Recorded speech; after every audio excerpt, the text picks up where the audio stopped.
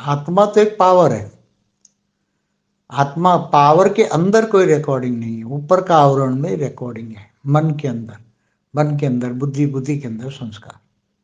तो संस्कार शरीर छोड़ते वक्त वो बदलता रहता है, क्योंकि अंत मते अगर बुद्धि में कुछ परमात्मा की याद आ गई, शरीर छोड़ते वक्त परमात्मा को याद किया, पूरी जिंदगी तो नहीं किया मगर डर के मारे अंतिम समय में परमात्मा को याद किया, तो अंतमति सुगति, तो चेतना के अंदर, मन के अंदर वो संस्कार, भक्ति मार्ग के संस्कार, परमात्मा से प्यार के संस्कार, वो साथ में छोड़ते वक्त, शरीर छोड़ते वक्त वो आत्मा ले जाती है, चेतना ले जाती है, आत्मा ले जाती है।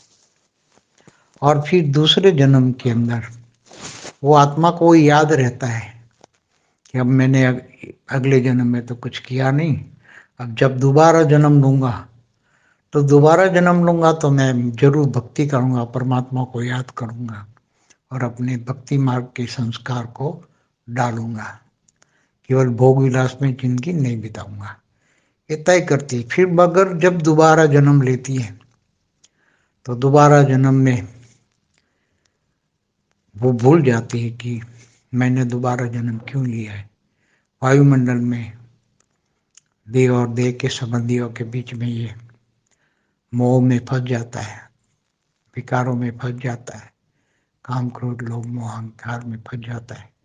पुराना जो अंतमति सुगति वाला संस्कार याद नहीं रहता, कोई याद दिलाने वाला नहीं है। अगर याद दिलाता तो बहुत वो याद करके फिर थोड़ा कुछ भक्ति कर लेता। तो ऐसे आत्मा के अंदर कब तक ये संस्कार बदलते रहेंगे, कब तक चलते रहेंगे।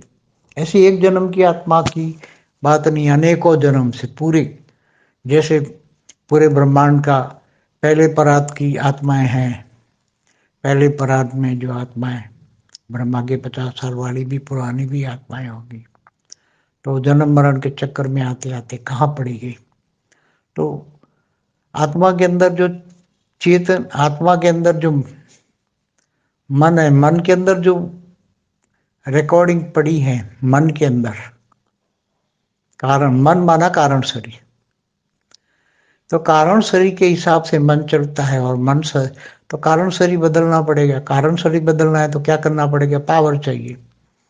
तो आत्मस्वरूप की ज्ञान चाहिए, आत्मस्वरूप से परमपिता से याद करके पावर लेना है, पावर आएगा तो कारण शरीर एकदम चार्ज हो जाएगा और कारण शरीर में सारा रिकॉर्डिंग खत्म हो जाएगा, तो मन एकदम पवित्र हो जाएगा, तो एकदम आत्मस्वरूप बन जाएगा। आत्मस्वरूप बनेगा तो फिर ब्रह्म स्वरूप, ब्रह्म ज्ञान सब प्राप्त हो जाएगा और मन बदल जाएगा तो फिर इसी जन्म में ही उसको प्राप्ति हो जाएगी। तो स्वभाव संस्कार मन बुद्धि जो ये है सब चेतना, ये सब ज्ञान मार्ग की बात है। भक्ति मार्ग की बात अलग है। ज्ञान मार्ग में तो ज्ञानी तो आत्मा आत्मस्वरूप में जैसे स्थित हुई और परमपिता का ज्ञान हुआ, परमपिता से ज्ञान लिया, परमा बेहद की परमपिता से बेहद की कला का पावर आया, आत्मा में पावर आई, ऊपर के आवरणों में कारण शरीर में पावर आई, कारण शरीर, महाकारण शरीर, परम महाकारण सब बदल गया, पावर भर गई, सारा विक्रम विनाश हो गया, जन्मों जन्म की जो रिकॉर्डिंग है खत्म हो गई, तो मन एकदम खाली हो गया, मन एकदम खाली हो गया, मन बुद्धि संस्कार एकदम खाली, सीधा आत्मस्वरूप। तो चेतना मन आत्मा के संस्कार इसी तरह बदल सकते हैं।